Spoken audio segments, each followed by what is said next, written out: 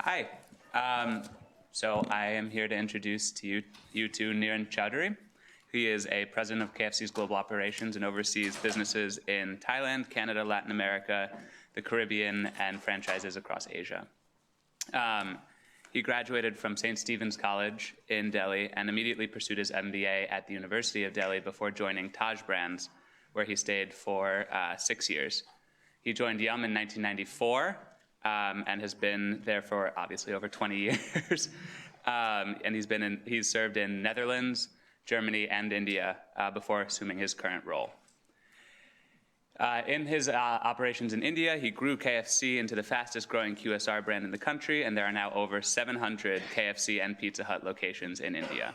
He also introduced Taco Bell to India in 2010, which I think is a cause we can all get behind, and initiated a program to create an equal workplace for specially abled employees. KFC has now developed a new specially abled store model throughout India, where hearing and speech impaired employees are over 50% of the workforce. For his socially responsible work, he's received numerous awards and growing employment opportunities for people with disabilities, and I'm sure it'll be interesting to hear what he has to say. So please join me in welcoming him.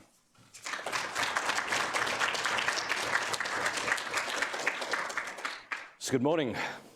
It's a real, can you guys hear me?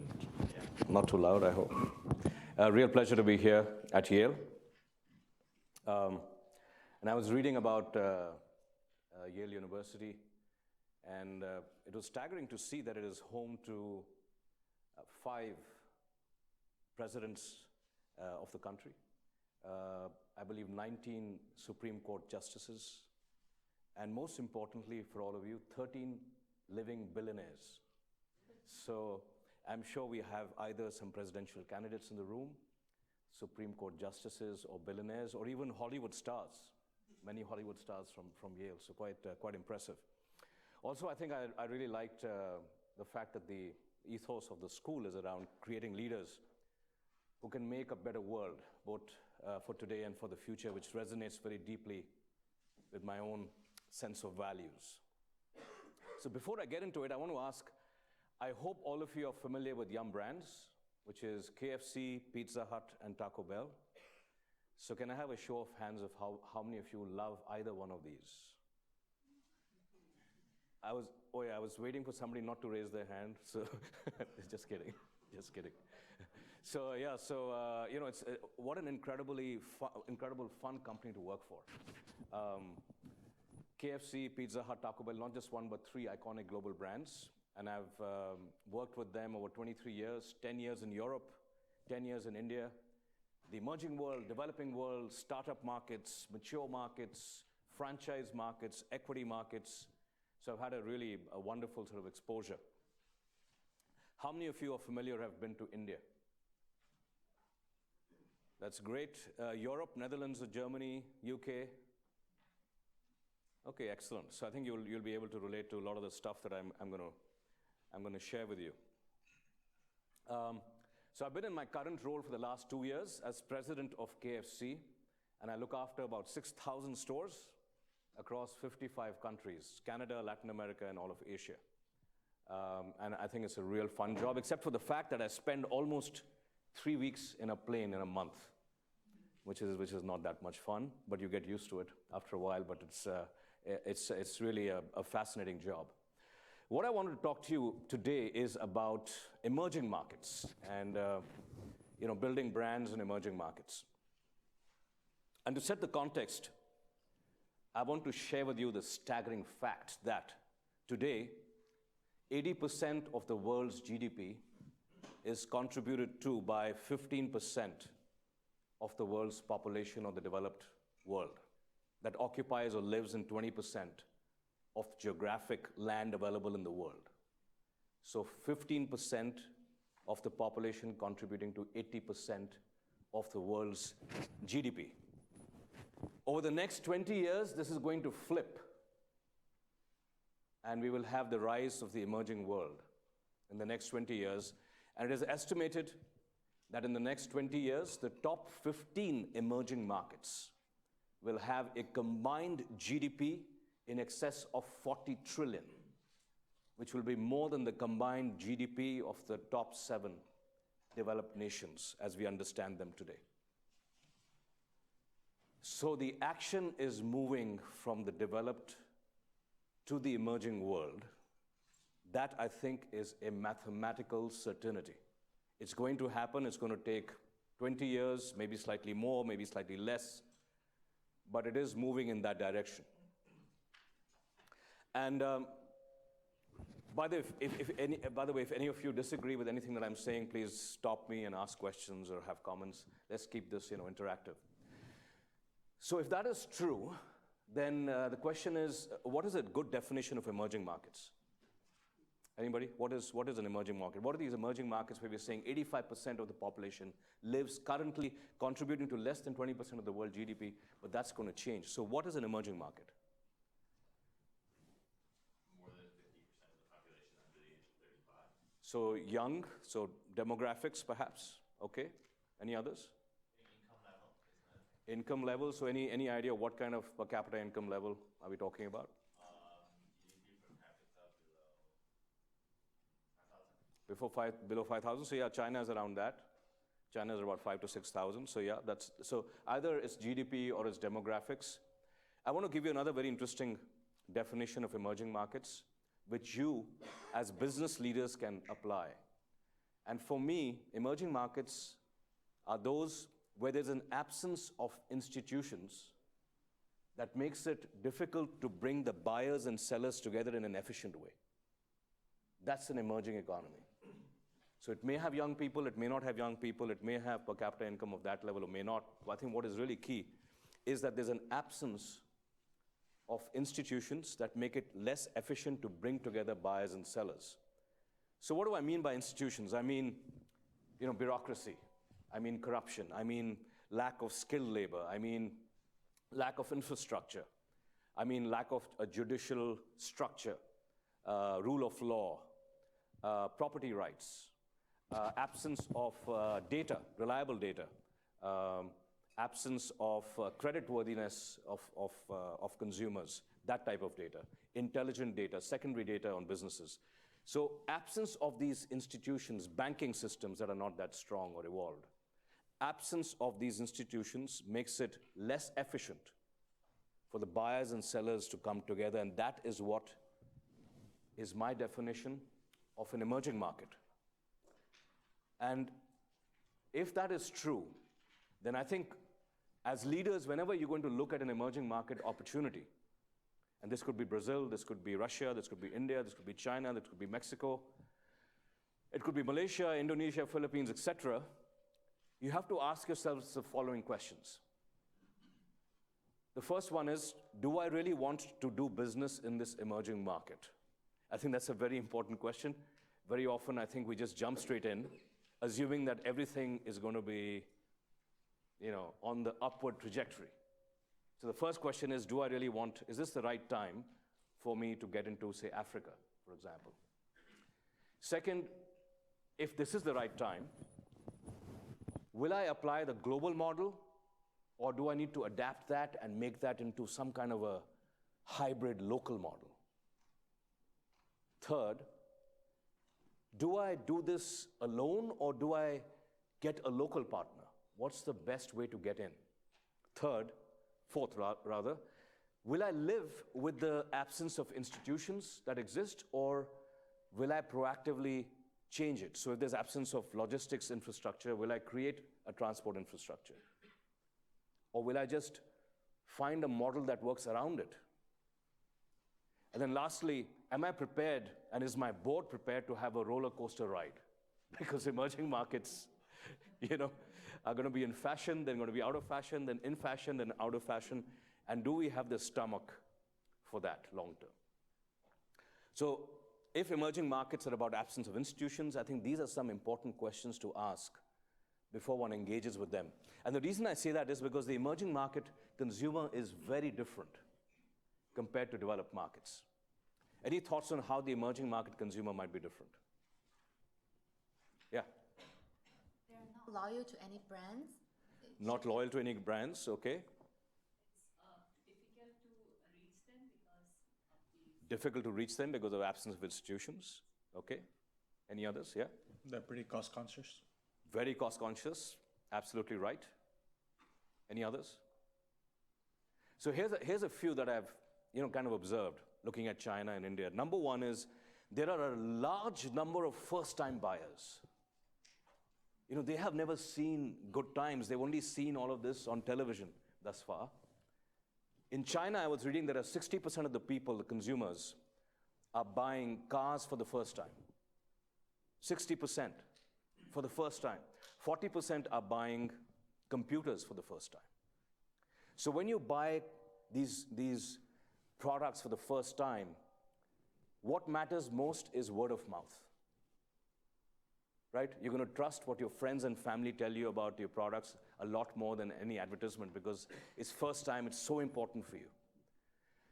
And therefore, the implication is that, companies that grow in clusters tend to do much better because when they grow in clusters, there's a positive word of mouth. And therefore, they're able to ride volume growth at the back of that positive word of mouth endorsement. Second question to your comment on loyalty.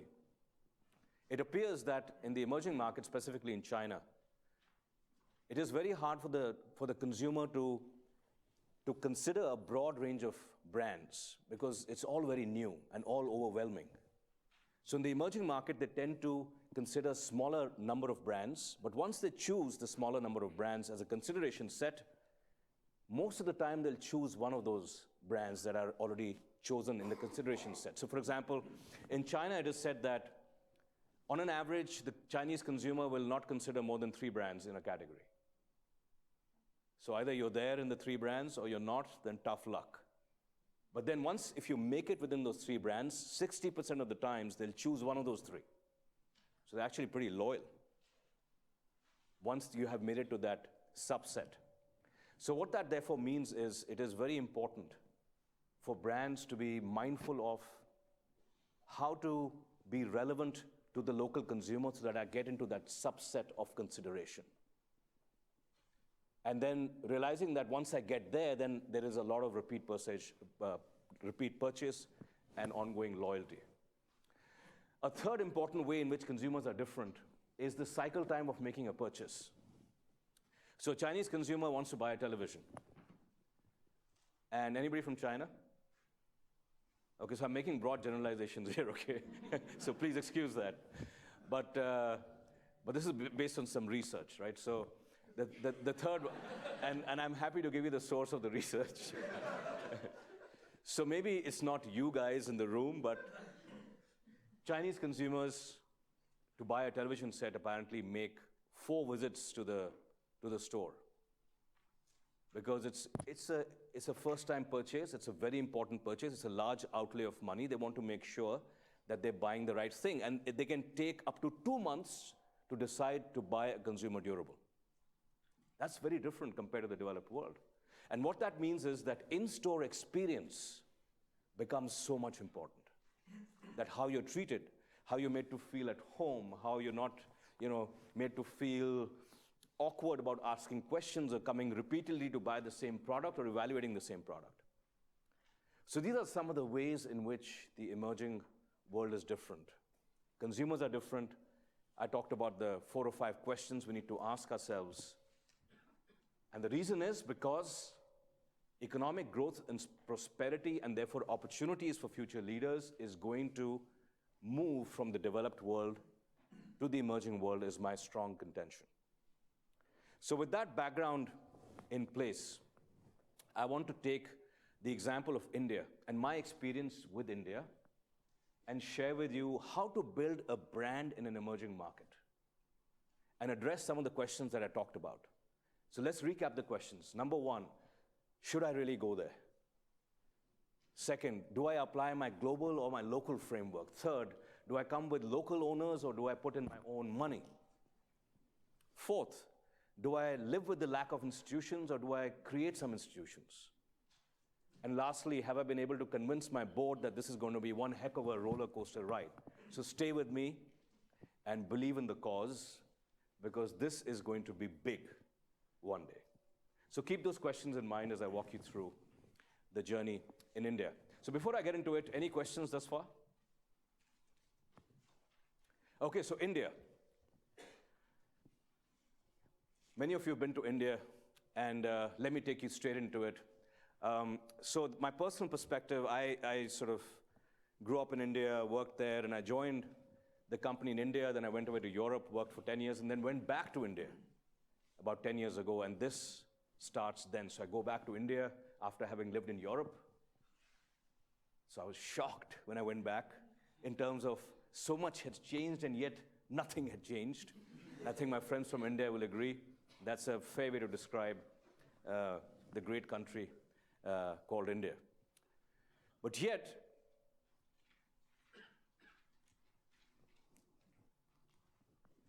okay,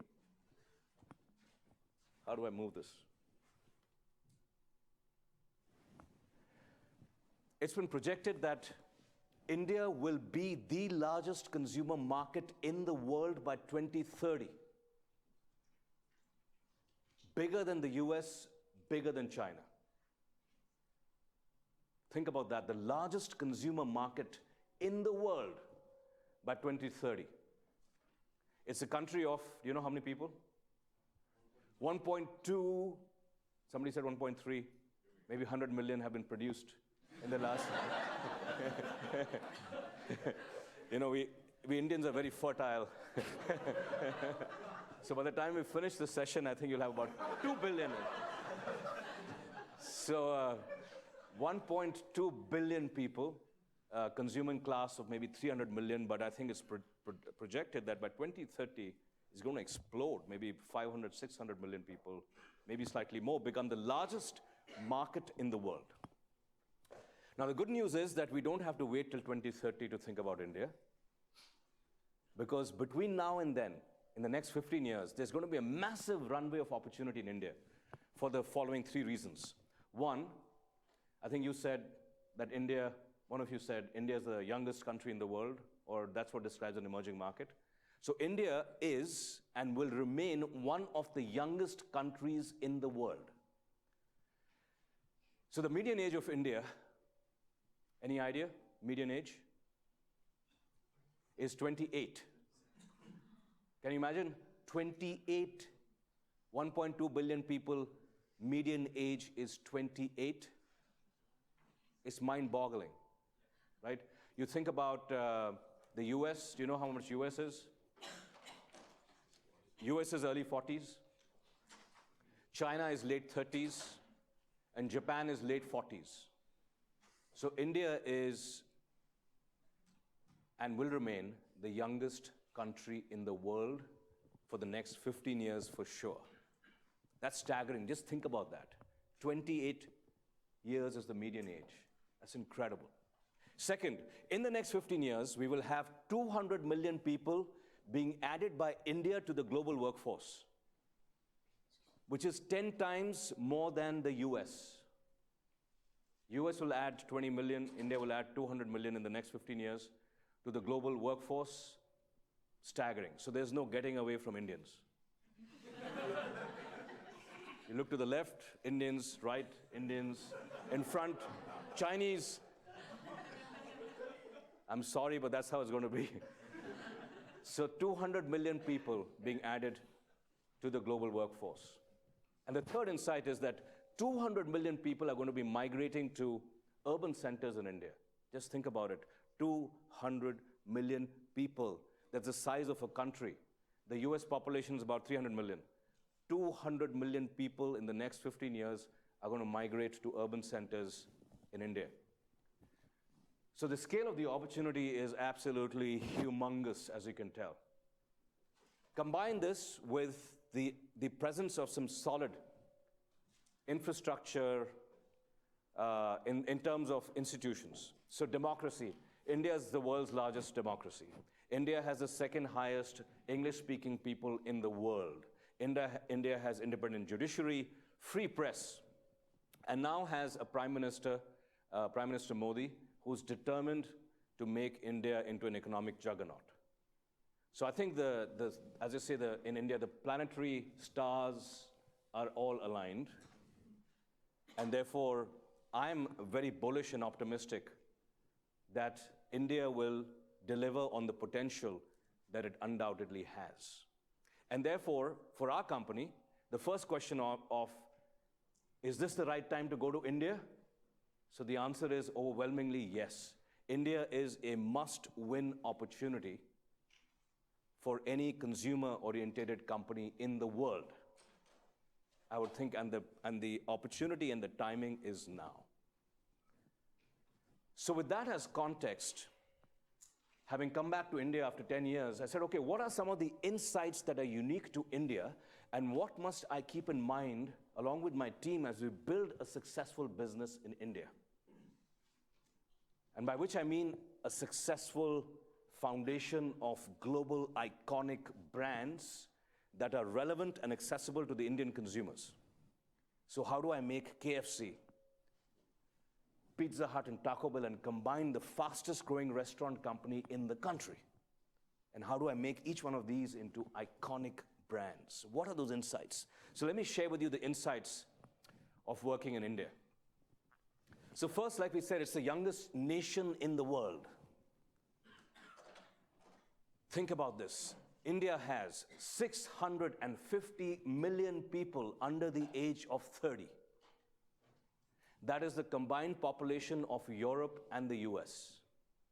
So in your mind, just think, you combine all the Europeans together and all the Americans together. It's a difficult thing to think of now with the presidential elections outcome, and also with Brexit and all of that. But even so, for a moment, give way to some fantasy and think of a combined Europe and the US. Those many people under the age of 30. That's India. That's incredible. Also, India has the highest, or I would say the second highest, population of internet-connected people in the world after China. So we have about, out of a country of 1.2 billion, I think close to 400 or 500 million people who have internet access, and primarily on their phone, because smartphones have become very cheap. So India has leapfrogged the need for having personal computers. It's all phone-driven. But the important thing is, think about this. 650 million youth digitally connected and savvy, as you will not believe. That is an incredible source of opportunity to build any brand in the world. And therefore, to build an iconic brand in a context such as this, I believe you need to build a brand that is youthful and aspirational. As you know, the youth basically drive brands. Brands get iconic stature and are aspirational only if the youth totally embrace brands that they want to. So that's the first insight about India being the youngest country in the world and brands therefore needing to be youthful and aspirational. The second insight, and this is one of my favorite slides, it's a land of incredible diversity. In India, we have 330 million gods. Seriously. 330 million gods for a country of 1.2 billion people. You know why? Because each god is a specialized god. So for every problem that you have in India, you have to pray to a separate god. So if you want money, you pray to one god. If you want peace and harmony, another god. If you want children, another god. If you want love, another god. If you want to score high marks in your MBA, that's another god. Anything that you want, we have a god for it. So 330 million gods. Just think about that. This is absolutely mind-boggling. And then we have about 27 different languages. We have 1,600 dialects.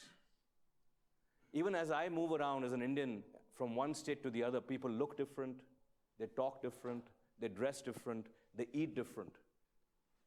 I can't understand more than 25, or most of the languages I can't understand. I just speak Hindi, a little bit of Punjabi, and some English. No, a lot of English. But even I can't understand when I go across states. It is so diverse. It is absolutely incredible. In fact, in your mind, think of India as the United States of Europe. India is more like that. India is not as homogeneous as the US is. It's the United States of Europe. Diverse people, different languages, different customs, different traditions, different subsection of the gods that we talked about.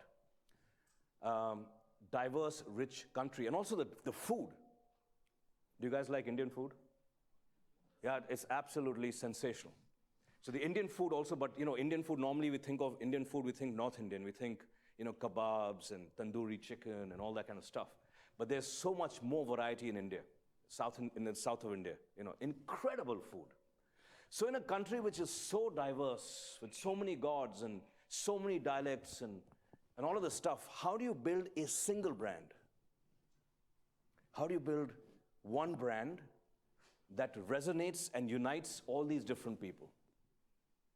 How do you do that? Do you really focus on the differences? How do you really do that? How do you build a common brand? So our mindset is that you can build a common brand because you have to look very carefully for what's similar and not for what's different. Because you can't have, 1,600 versions of Kentucky Fried Chicken in India. So you have to look for what's common. And therefore, I think for companies to be successful in markets like India, you need to have what I call gateway innovation, which is like a gateway of innovation that introduces a global brand through this gateway and makes it relevant for India. And I believe companies need to innovate for India. They need to innovate for China because the consumers are very different. The culture is different. Let me give you some examples. So there's a company, anybody from Korea? So there's a company called LG from Korea that I have enormous amount of respect for because of the way in which they have innovated for India. Let me give you some examples. Tremendous consumer insights on Indians. One is that Indians, you may have noticed from your Indian friends, love to listen to Bollywood music. I don't know if you've come across that passion, but I'm sure when you get to know them really well, they all love Bollywood music, and particularly at a very, very high decibel level. So the Koreans sort of discovered that, and what they've done is they've designed television sets for Indian households. When the Bollywood music comes, the volume automatically goes up. And then it goes down, because they tapped into this insight of Indians love loud Bollywood music. Another great insight was, they know that Indians, you know how many vegetarians in India? You're from India, right, Anudeep? Yeah. Are you vegetarian? I am not, but he is. What kind of answer was that? I'm not, but he is. Because he's a Guju. So Guju is another state in India, it's one of those states we talked about. I said, by the way, this is the home state of the Prime Minister of the country. So vegetarians, almost 60% of the country is veg. Can you imagine? It's a nightmare for a guy who's trying to build Kentucky Fried Chicken.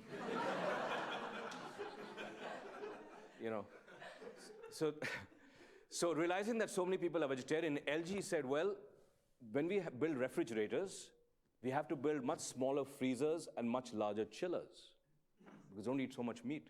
Smart. Innovating for India. A third one, which I really like, is in India, we have the benefit of a lot of domestic help. As my wife has repeatedly told me ever since we moved to Dallas.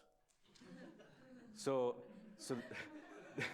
the domestic help basically makes life much easier at home for both you and your wife, and you can, split the chores. So one of the things in India is, washing clothes. And the lady who comes to Indian homes to wash clothes invariably very often are not literate. And therefore, for them to use a washing machine with all those gizmos is pretty difficult. So LG has come up with this washing machine, which is voice activated. So this lady only has to go there and say, open, rinse, wash, eject, and it's done.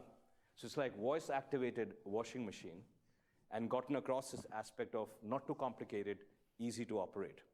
So I believe that any brand that has to succeed in markets that are as big, as complicated, as diverse, need to innovate, make their brands relevant to the local culture and the way in which the consumers live. Third insight. Somebody talked about price. You mentioned price.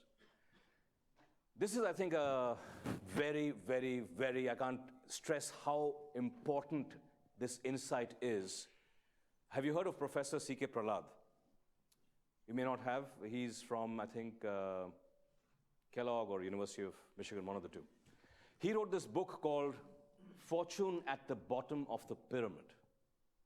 He said in emerging economies, the income pyramid is like this.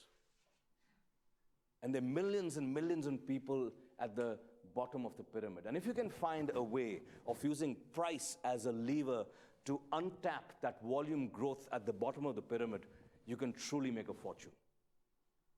So in emerging markets, a lot of the game is volume driven, not value. But that's not that easy, because in many of these emerging markets, you'll find that the cost structure is quite high. Like in India, real estate costs are like first world. You know, in Delhi, real estate is more expensive than, say, London or Japan. And yet, fortune is at the bottom of the pyramid. So you need a lot of volume to be able to cover your costs and have a successful business model. So price is a significant lever of unlocking massive amounts of volume that can create a good, strong business model for the company in question. So let me give you some examples. So, and in price, by the way, there are various definitions of value for money, right? So what would be a definition as you understand it, value for money? What's value for money? In the classic sense in marketing, so what is value for money? How do you define value for money? Do I get good value for money? When do you say I get good value for money? Yeah? It's when you pay price that is the value that you see. Sure, so it's your perceived benefit and perceived outlay, right? It's a ratio of that. What I perceive I'm getting, the benefit I'm getting, and the perception of outlay. What I get for what I pay is value for money. But that definition does not work in India. India has two unique aspects of value. One is called good enough value, which says, listen, if you have 3 computers, one is called Apple, one is called HP, and one is not called anything, but all 3 have the same disk capacity, processing ability, and same security features, then I don't really care about the brand name. Good enough, as long as that product is 50% cheaper, I'm going to be smart and buy that unbranded computer. That's a unique aspect in emerging markets called good enough value. If it's good enough, it's good enough. I'm not going to pay unnecessarily for a brand. But here is the killer insight on price, which is unique to India and I think many emerging markets, I dare say China as well. It's called price point value, which is, I only have $1 in my pocket. Tell me what you got. Don't tell me about brands. Don't tell me about how much I get for what I pay. Don't tell me it'll last longer. Don't tell me it's much better. I've just got $1, and I live in a very small home, by the way, so I can't take too many things back home. Tell me what I can buy for the dollar I have in my pocket. Price point value. So here's a great example. India, mobile phones, penetration was about 300-400 million in a country of 1.2 billion. And then somebody unlocked this, that you can actually recharge your mobile phone in terms of talk time for less than 10 cents a minute. And the handset can be bought for less than $10. When that happened, the penetration rocketed to 900 million from 350 million.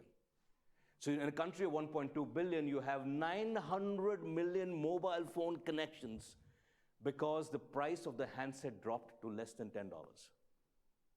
That's the power and the lever of volume growth to pricing. Another example. India, you can buy a car for $2,500. Did you hear about that? It's the nano car. I'm told that occasionally it blows up and stuff like that, but other than that small detail, I think it is true that it's $2,500. You can buy a tablet for about $30. You can buy a refrigerator for $50. You can have an incubation machine for a child for $100, which might cost $20,000 in the developed world. Just to give you an idea that price point value, which is the outlay of price that you make as a consumer, is a big driver of volumes. And therefore, you need to understand what is that price point at which I can unlock accessibility for my brand in the bottom of the pyramid, because then I can really have a compelling business model. So value is important. So far we've looked at India, opportunity of a lifetime. India, youngest country in the world, therefore brands need to be youthful and aspirational. India, a land of diversity, and therefore you need to innovate for India. And third, in India, value is really, really important. Fourth and the final insight is that just as we have fortune at the bottom of the pyramid, it is my conviction that we also have purpose at the bottom of the pyramid in a country like India, and I would argue, indeed, in many emerging markets. And I think as leaders, and all of you as future leaders, it would be irresponsible of us if we did not have a social agenda in our hearts. If we don't think that our mandate is not only to create shareholder value, but is also to create compelling, long-lasting community impact. And therefore, because I think in India, for example, India has many socioeconomic issues. The biggest one is one of inclusion. How do you include people of different genders? How do you have equal equality for women? How do you have inclusion of people of different religious beliefs, different thoughts, different race, different creed, differently abled, any kind of difference? How can we become a country that is inclusive? I think is a huge challenge, and we as leaders need to address that. And therefore, the fourth insight is that to be successful in markets, emerging markets, I think it is absolutely imperative that we create businesses with purpose. So 4 insights. Youth is important, therefore youthful and aspirational. Diversity, and therefore gateway of innovation. Third, value is extremely important. And fourth, we need to do all of this with a big heart, so that we have not only shareholder impact, but also long-lasting community impact in the countries in which we want to build a big business. So I'll just pause here for a sec. Any questions? Disagreements? Yeah.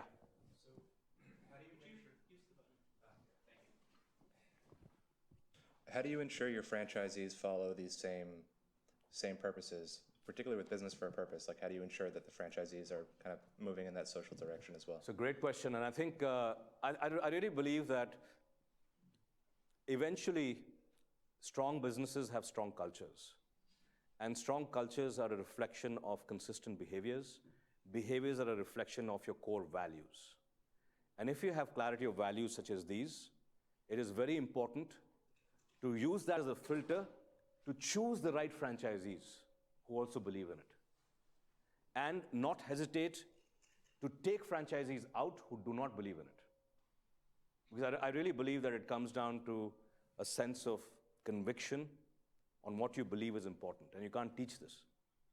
So I think we use this in a very deliberate way as a screening criteria, selection criteria for the various partners that we engage with, who believe in the same things that we believe in, and who believe in creating a lasting legacy in the same way that we do. So let me now move on, shift gears and say, so this was the India that I saw. I said, okay, now how do we apply this? And I'll share with you examples to KFC, Pizza Hut, and Taco Bell, these 4 principles of youthful, of innovation, of value, and of purpose. How do we apply these 4 strategies to India? So before I do that, let me give you a sense of food retail as an opportunity. How many of you have a desire to think about food retail as a potential career? I thought by now there'd be an overwhelming, I'd be holding people back, and I got a very tepid. Okay, I'm going to ask you again after I finish. So food, okay, so maybe if I haven't convinced you this far, or maybe this slide will do it. Now, we measure the opportunity of a business in terms of number of restaurants per million consuming class. So look at that, we have 60 these are our brands, 60 of KFC's, Pizza Hut, or Taco Bell per million of consuming class in the US. Look at China. China is sort of 1/4 of where the US is. So we are big in China. We still, I think we can become absolutely gigantic in the future. And then look at India. India is like less than 1/10 of even China. So the upside is absolutely staggering in one of the most promising markets in the world. So, yeah. Isn't it also based on culture in India where a lot of people prefer cooking at home? And again, the thing that you spoke about, having domestic help that can help you do that. Yeah. Rather than in the US where a lot of people prefer going out for coffee, for breakfast, for pretty much everything. Yeah. So great point. So I think, remember, always your opportunity is a cross-section between the culture, what's happening in the culture, the consumers, the category, the brands, and what the interplay is. And that changes over a period of time. Now in India, as the trickle-down impact is happening and the middle class is, expanding, urban India, as you know, is getting more and more congested, where the big chunk of the population lives. We have double income, no kids, explosion of those executives. So wives are working, women are working, men are working, etc. Have less time. There's a lot of desire for convenience, as there is in the developed world, because you have lack of time, you have a lot of traffic, etc., and people are pursuing their dreams, they want to work much harder. And therefore, I think these dynamics are beginning to shift. And the importance of having options of convenience that is affordable and that is high quality, I think is very appealing. And therefore, in my mind, the real value proposition is, can I give to the Indian consumer a global food experience at global food safety and hygiene at street food prices? That can be unbeatable. Because, as you know, street food in India is very popular because it's very cheap. But imagine if you're able to open the doors of our brands to people. They're air-conditioned, these are global, world-class, safe, consistent quality, high-quality products, served to you quickly, efficiently, with a smile in a clean environment. That is a very compelling proposition. We also see that in India, there's an absence of a third place, which is for the youth in India, which is, as I said, 650 million people under the age of 30 don't really have a place to go out and hang out with their friends without their parents eavesdropping on them, right? And therefore, we are serving that social need.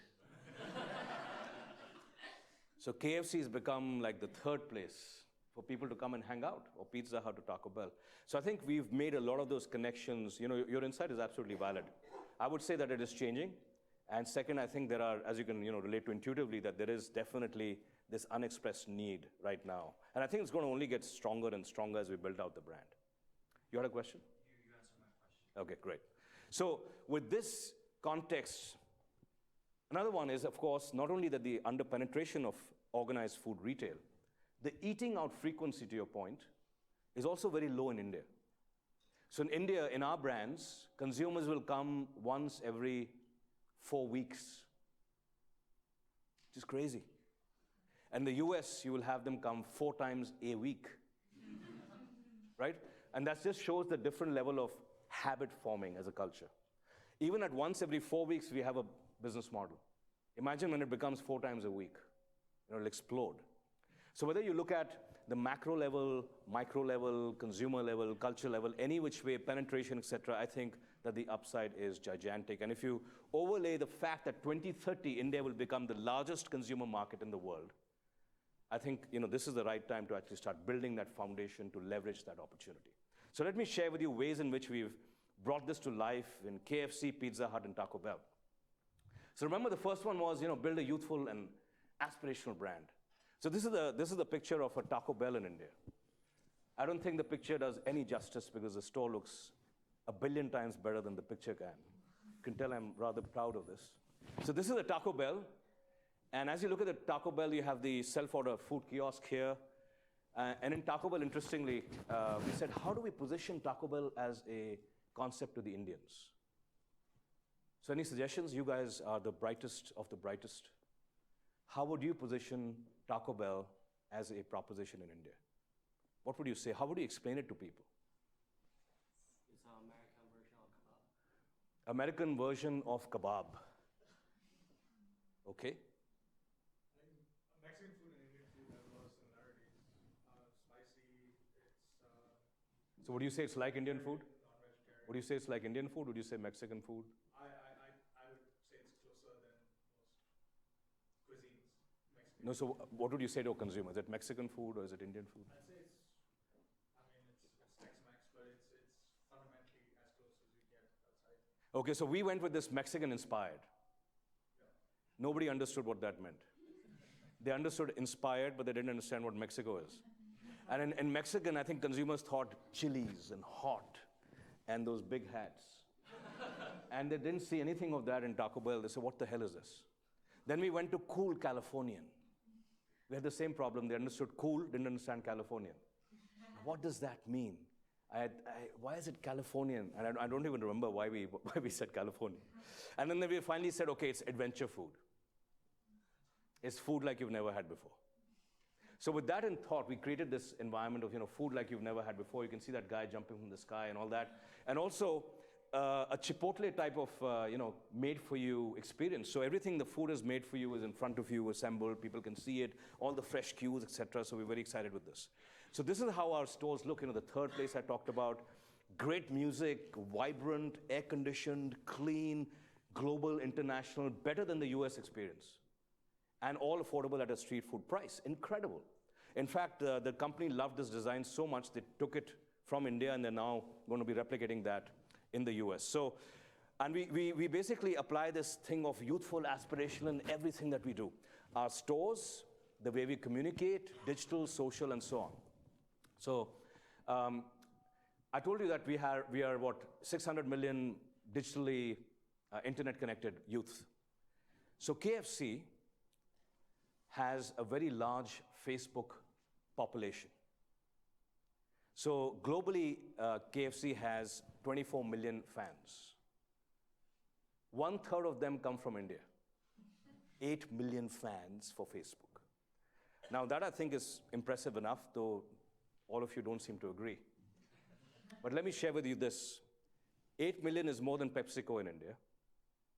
That's pretty impressive. PepsiCo is a youthful brand. But even more importantly, India has a guy called Shah Rukh Khan. Have you heard of Shah Rukh Khan? He's like the Brad Pitt of India. India has more Facebook fans than Shah Rukh Khan. You're still not impressed. That's pretty incredible. Imagine if KFC in the US was to have more Facebook fans than Brad Pitt or Angelina, what's her name, Jolie. Yeah, that's pretty cool. So leaders in social and digital. So our brands are youthful in everything that we do. The stores, the way they look, our communication, our digital, social, Facebook, we think of just youth, the 650 million consumers under the age of 30. How can they connect and relate with our brands as being youthful and aspirational brands? Second is, remember we talked about gateway innovation. You need to innovate for India. Take this global brand, think of a bridge. How do I get inspired by how the local Indians eat? Then do it in a unique way that fits the brand so that it's differentiated. So let me give you some ideas. First one is KFC. I told you India has 60% vegetarian consumers. What's worse is even the non-vegetarians turn vegetarian for up to 3 months in a year. How pathetic is that? I mean, talk about making my job difficult. It's bad enough to have vegetarians and then the non-veg. Anudeep, you also turn veg, right? 90 days in a year. Come on, tell us the truth. So you have these non-vegetarians, so they'll say Tuesday I don't eat meat, Thursday I don't eat meat, Friday I don't eat meat. Today there's a full moon, now there's a half moon, I don't eat meat. So there are reasons for not eating meat. And therefore we had no choice but to come up with a vegetarian range of KFC products. Think about that. Kentucky Fried Chicken now serves finger-licking good vegetarian food. Anathema. Colonel Sanders was rolling in the grave and saying, what the hell is going on? Well, said, don't worry, Colonel, we're going to do it in a unique KFC way. So we came up with a secret vegetarian sauce. And we do it in a way that is totally KFC, which is spicy on the inside and crunchy on the outside with the KFC sauce in between. It is an incredible sandwich. If you ever go to India, this is a must-stop. It's called a paneer zinger. I don't know if any of you have had this. You have? Oh, loved it. So it's called a paneer zinger, so cottage cheese. So as sort of an example of innovating for the Indian consumer, but remaining faithful to who you are. So still done in the KFC DNA of spicy on the inside, crunchy on the outside, and a secret sauce inside. Similarly, Pizza Hut. Indians are the second largest consumers of rice in the world. Who are the first largest? My friends from China. They're the largest consumers of rice, and Indians are second, because for Indians, a meal is never complete without rice. If you don't have rice, they say it's a snack. Now, for 8 years, I had this crushing feedback from consumers saying that, yeah, we like Pizza Hut, it's a good snack. I said, but you're eating 12-inch pizzas, how is that a snack? Well, that's not a meal. A meal has to have rice. So we'll eat your pizza, then we go home, wait for a while, and then we eat our food. So we said, okay, why don't we come up with something called a biritsa, which is the combination of a biryani and a pizza on top. So biryani is like flavored rice, and the top is covered with a pan crust, almost like a pie, and served with the arrabbiata sauce on the side. So you can take the pan crust off, dip it in the sauce, eat it, and then grab the rice as well. So biritsa. Again, it drove a lot of interest with the consumers with India. It turned out to be somewhat complicated operationally, so we had to phase it out, but it did very well when we launched it. And the third one is Taco Bell. So Taco Bell, I shared with you, it's not Mexican-inspired, it's not Californian-inspired. Then we said adventure food, even that people found difficult, because think of this, Taco Bell in India. When we opened it, and like you said, Indian food, Mexican food, very similar. I had the same thought. And we said, this is a no-brainer. This will fly, is what we thought. Couldn't have been more wrong. We opened the first store, sales went up like this, and then they completely tanked. We went some research, and the consumers gave us some very, very, very, very, very tough feedback. They said, listen, you gotta be joking. This tastes like bad leftover Indian food, wrapped up in some chapati, pulled out from the refrigerator, and given to us with some bland sauce. And you want me to be excited about this? So this whole thing of similar to India actually turned out to be a big disadvantage. So we had to go and rework on the menu and also the understanding of what this brand is. In fact, imagine coming to a Taco Bell counter and you say, quesadilla. Now in my local language in India, quesadilla means how expensive is it? As my friends will also agree. Quesadilla is an anglicized version of how expensive is it. So for many of you who want to travel to India, please remember this. Quesadilla is a very useful word in India. So imagine people coming in and they read on the board, it says quesadilla. They're saying, what the hell is this? What am I supposed to do with this? So we said, okay, we're going to come up, what is similar to a Taco Bell product? And we said, rolls. You said kebabs, right? Kebabs, rolls that come to your mind. And Indian food is a lot about wrapped cooked bread. And then we said, why don't we take this wrapped cooked bread and put burrito inside it? So burrito plus kathi roll becomes a kathito. And voila, you have the kathito, which we put on the board. And then suddenly consumers said, oh, yes, I know what that is.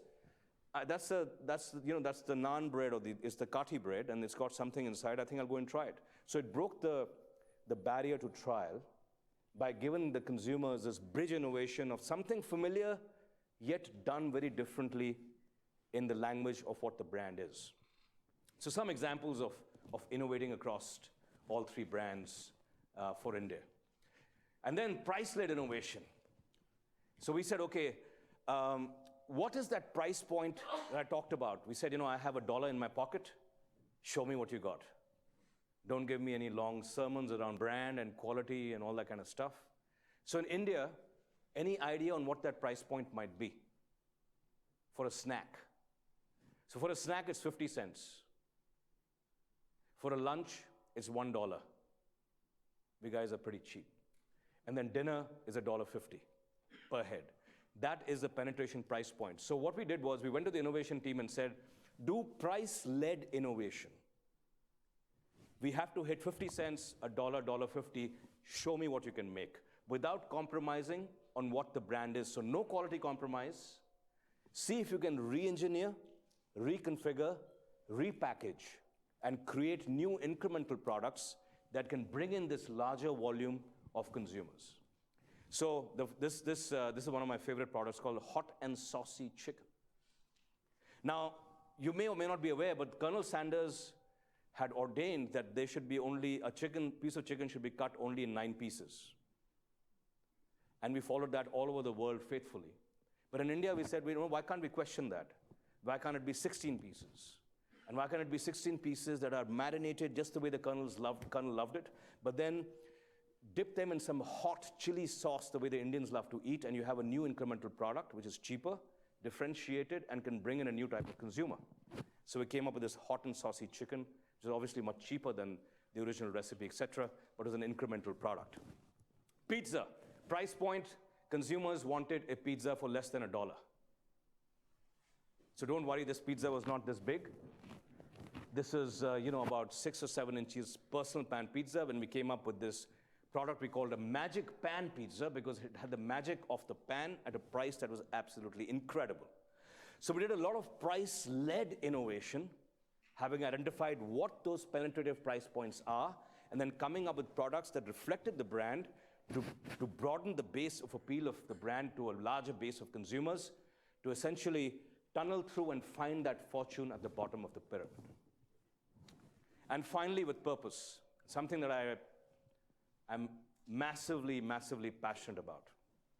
And I said to my team, I said, why can't we make Yum India the country that we wish to see? We have no control over politicians. We have no control on what happens outside. But the company that we have full control over. So why don't we make this company reflective of the country that we wish to see? So a company that is inclusive of all kinds of diversity. And we picked up 2 areas. We said diversity of gender, that is women, and diversity of ability, which is hearing and speech impaired. And that's how we came up with this idea of, creating a mindset of inclusion, that differences make us stronger, not weaker. And how can we embrace differences and become much stronger as a result? So this is a picture of one of our diversity initiatives in India. A little bit of background in India. How many women do you think we have in India? It's not a tough question, 1.2 billion people. So half of them? More than half? Less than half? 550-ish, 400. Are you married yet? That's why I think I will take your number, which is I can hear a sense of frustration that there are fewer women. So any which way you look at it, there are lots of women, right? Lots of women in India. Now the funny thing is, in India, socially it is not accepted for women to go out and work. It's not the done thing. Women are meant to be sort of looked after, and many parents, it's changing now, but of course many parents, do not like the fact that the woman has to go out to make a living. So it's difficult for women to find work. Legislatively, it's very difficult. Women have to come home after 6 o'clock, 7 o'clock, etc. And safety is not assured, and there are many, many practical issues around employment of women. And we said, okay, we will make a start. So we said, we're going to make the world's first all-woman KFC in a city called Guwahati in Assam. So this store in KFC has all 45 employees are all women. And it was a big statement in a country like India where this does not happen. Consumers loved it, employees loved it. I think it was a real bold statement on our part to demonstrate that we are willing to go all the way. We also had goals for all of our restaurants where we said that we want at least one manager in every restaurant to be a lady. And we want at least 25% to 30% of our frontline staff to be women. So that's how we drove the women diversity agenda. The second one was this hearing and speech impaired initiative, and I'll share with you a quick story. How am I doing on time, by the way? Yeah. I've blown it? Have I blown it? A little bit. Little bit. It's fine. Okay, 5 minutes. Is that okay? We have 2 minutes. So, okay, compromise 3. So this one is a quick story, and then I'll show you the video. So I go to this restaurant in Calcutta, and I go to the counter, and I extend my hand, and I shake hands with this lady, just like this. And she says to me, "I can't hear and I can't speak." And I'm stunned. And she holds onto my hand, and she's got tears in her eyes. And she sign languages to me and says, "I'm grateful to KFC that you've given me an opportunity to live a life of dignity. I'm a woman, but I'm also hearing and speech impaired. You've given me the chance to live a life of dignity and given me a job, and I really appreciate it." So in that moment, I committed to myself and with my team and decided that we're going to embrace this cause, but we're going to do it in a very different way. That is, we're going to open special stores where the hearing and speech impaired employees are in majority. So we almost have 60 to 70% of the employees in these stores are hearing and speech impaired, including the front counter and host and hostess for consumers. Because I believe that they can be truly equal opportunity only if you expect the hearing and speech impaired to do every single job that a speaking employee does. And that's how you treat them with respect. So we've employed 500 such employees, we have 20 such stores, and we feel really, really proud about that initiative. I want to show you a quick video of one of the shift managers. His name is Shrikant, as to what this initiative has meant to him. Sorry.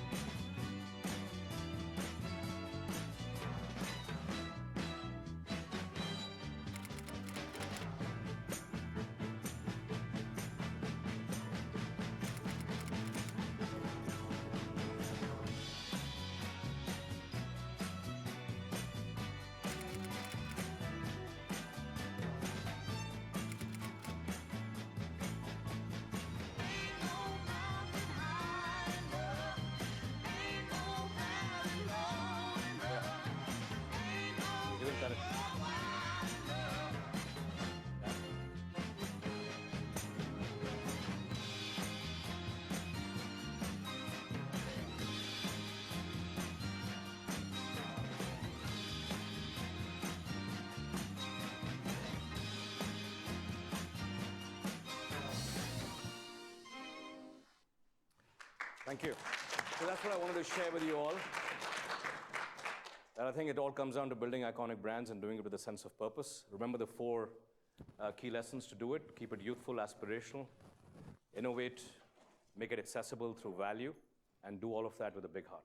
Thank you very much. Real pleasure to interact with you all. Thank you.